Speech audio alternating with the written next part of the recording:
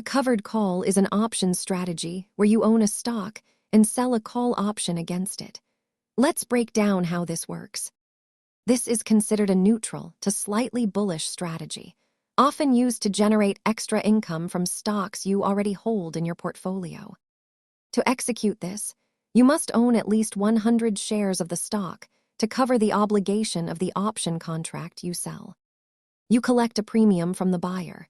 In exchange, you cap your potential profit if the stock price rises above the strike price. The main trade-off is giving up the chance for massive price gains in exchange for immediate cash in your account today. If the stock stays below the strike price, you keep your shares and the premium.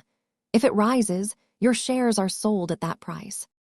Always remember that options involve complexity and risks, so it is important to understand the mechanics before committing your capital. This explanation covered the basics of covered calls. Please consult a professional or research further before trading. See you next time.